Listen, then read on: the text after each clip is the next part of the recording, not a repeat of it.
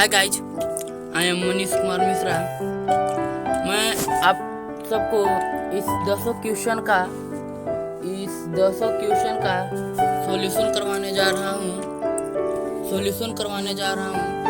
तो आप ध्यान से देखें। पहला क्वेश्चन करके ठोस कठोर क्यों होता है।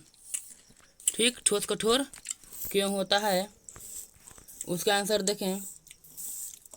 आंसर कह रहा है कि ठोस कठोर होते हैं क्योंकि इनके अंतराणविक दूरी कम होती है तथा इनका अंतराणविक बल प्रबल होता है। इसी के कारण से ठोस कठोर होता है। दूसरा कह रहा है कि कांच को अतिस्थिति द्रव क्यों माना जाता है। तो कांच को अतिस्थिति द्रव माना जाता है क्योंकि यह ठोस होते हुए भी द्रव के गुणों का पालन करता है। दूसरे द्रवों की भांति कांच में भी प्रवाहित होने का एक गुण पाया जाता है और यह केवल तभी संभव है जब यह अत्यंत धीमी गति से द्रवों की भांति प्रवाहित हो। ठीक है। तीसरा, ठोस का आयतन निश्चित क्यों होता है। तो कहता है कि ठोस के अवयवी कणों की स्थितियां नियत होती है। ठोस के अवयवी कण निविड़ संकुलित होते हैं, यानी क्लोज पैकिंग होते हैं तथा उनके बीच बहुत ही कम स्थान रिक्त होती है तथा इसका आकार भी निश्चित होता है। इसी वजह के कारण ठोस का आयतन निश्चित होता है। चौथा, क्रिस्टल जालक एवं इकाई सेल को परिभाषित करें। तो क्रिस्टल जालक किसे कहते हैं। तो किसी त्रिविमीय क्षेत्र में जालक बिंदुओं की निश्चित व्यवस्था को क्रिस्टल जालक कहते हैं। ठीक है। अब उसी में है इकाई सेल या एकक कोशिका। तो इकाई सेल, तो क्रिस्टल जालक की वह सूक्ष्मतम इकाई जो बार बार पुनरावर्तित होकर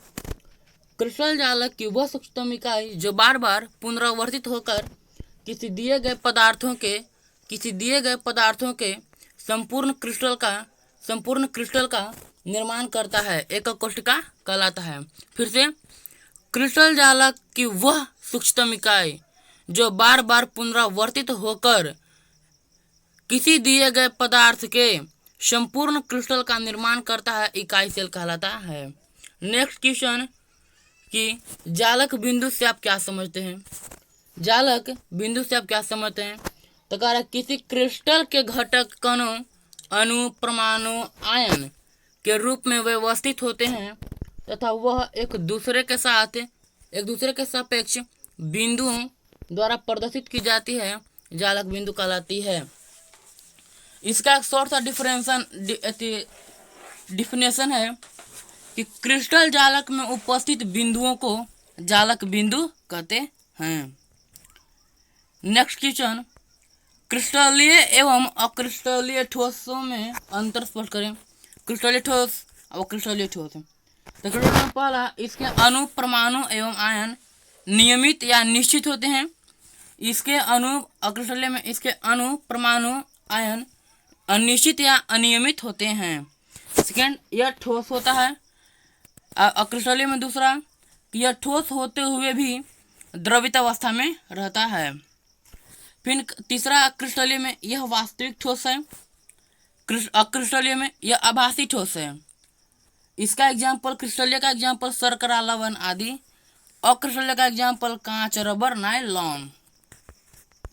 नेक्स्ट क्वेश्चन कह रहा है कि फ्रेंकल एवं शॉटकी दोष में अंतर स्पष्ट करें। तो फ्रेंकल दोष में फर्स्ट, वैसा दोष जिसमें धनायन तथा ऋणायन अपने जालक स्थल को रिक्त कर देते हैं, उसे हम फ्रेंकल दोष कहते हैं। शॉटकी दोष, वैसा दोष जिसमें धनायन या ऋणायन अपने जालक स्थल को छोड़कर अंतराकाशीय क्षेत्र में चले जाते हैं, उसे हम शॉटकी दोष कहते हैं। सेकेंड कह रहा है फ्रेंकल दोष में इसका घनत्व घट जाता है, शॉटकी में इसका घनत्व अपवर्तित रहता है। इसका example AgBr, ZnS, AgCl, etc।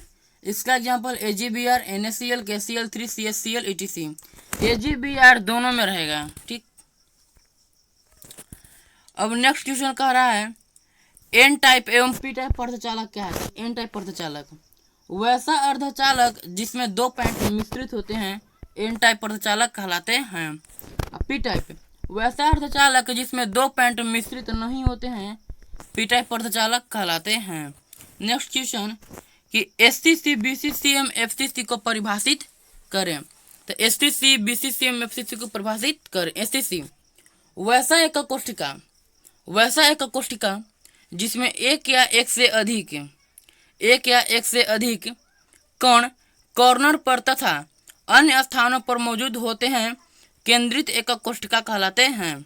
फिर से वैसा एकक कोष्ठिका जिसमें एक या एक से अधिक कण कोने में या कॉर्नर पर तथा अन्य स्थानों पर मौजूद होता है केंद्रित एकक कोष्ठिका या एसएससी कहलाता है।